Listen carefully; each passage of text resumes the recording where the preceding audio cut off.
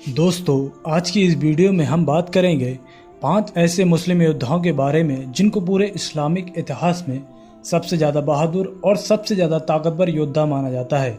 ये सारे के सारे योद्धा इतने ताकतवर और होशियार थे कि इनसे लड़ना तो दूर बल्कि सिर्फ इनका नाम सुनकर ही दुश्मन घबरा जाते थे। और सैकड़ों साल गुजर जाने के बाद भी इन सभी मुस्लिम योद्धाओं को पूरी दुनिया के सबसे बड़े योद्धाओं के रूप में गिना जाता है।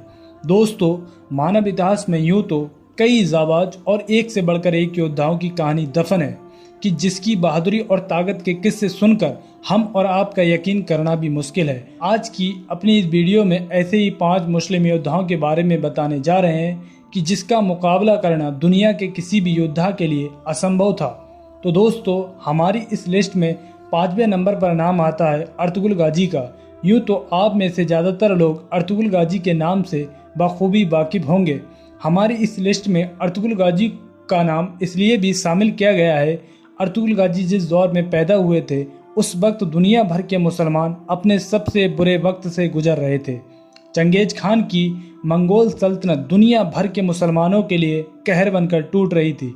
एक अनुमान के मुताबिक चंगेज खान ने पूरी जिंदगी में लगभग 2.5 करोड़ मुसलमानों का कत्ल कर दिया था और ये उस वक्त के हिसाब से बहुत बड़ा आंकड़ा है। दोस्तों, वो अर्तुगरुल गाजी ही थे जिनकी मेहनत की वजह से ही तुर्की में फैले छोटे छोटे कबाइल मंगोलों के इस जुल्म के खिलाफ उठ खड़े हुए और आगे चलकर उनके छोटे बेटे उस्मान गाजी ने इन्हीं कबीलों की बदौलत एक महान साम्राज्य खड़ा किया जिसको तारीख में सल्तनत उस्मानिया के नाम से जाना जाता है। और इसी सल्तनत ने आगे चलकर 600 साल तक मुसलमानों की हर जुल्म से हिफाजत की। दोस्तों, टॉप 5 मुस्लिम योद्धाओं की इस लिस्ट में चौथे नंबर पर नाम आता है तैमूरलंग का। तैमूरलंग का जन्म 9 अप्रैल सन 1336 ईस्वी में आज के उज़्बेकिस्तान में हुआ था।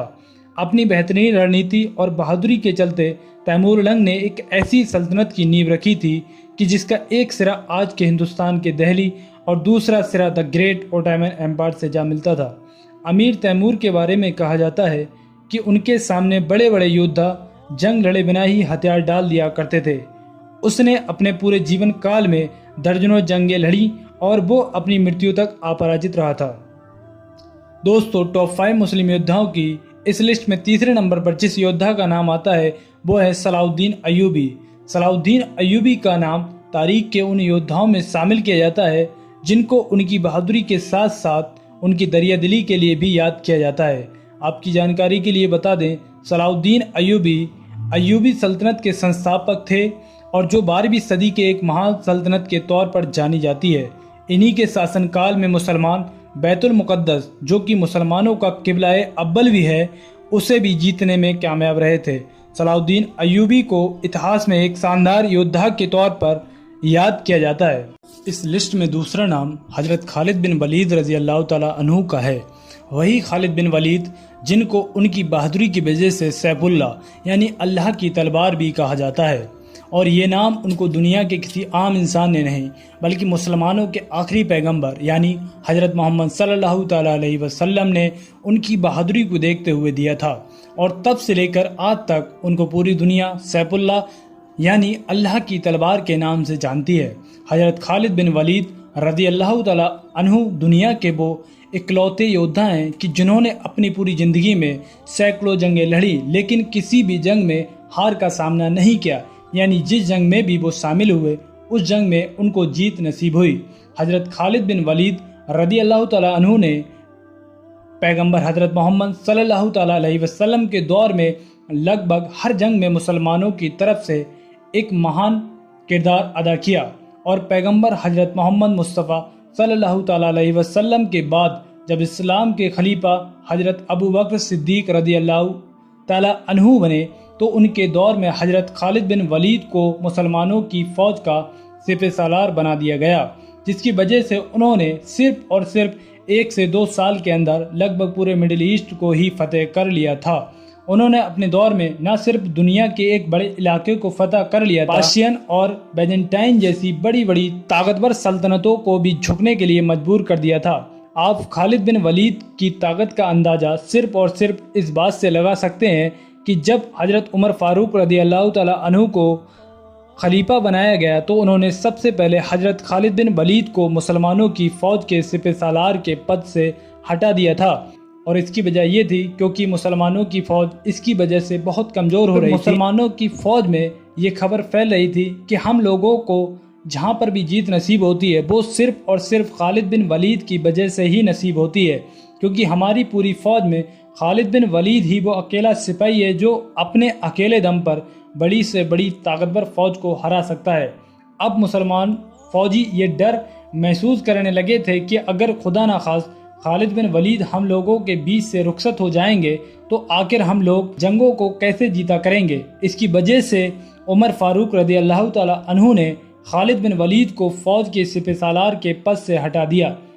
मुसलमानों को यकीन दिलाया कि खालिद बिन वलीद के साथ साथ तुम्हारी फ़ौज में और भी बहुत सारे बहादुर मौजूद हैं। दोस्तों, अब अगर बात करें इस लिस्ट के आखिरी योद्धा की और नंबर 1 पर मौजूद योद्धा के बारे में, तो मुझे उम्मीद है कि आप में से बहुत सारे लोग नाम लेने से पहले ही समझ चुके होंगे, क्योंकि वो इंसान कोई और नहीं बल्कि हजरत अली हैं।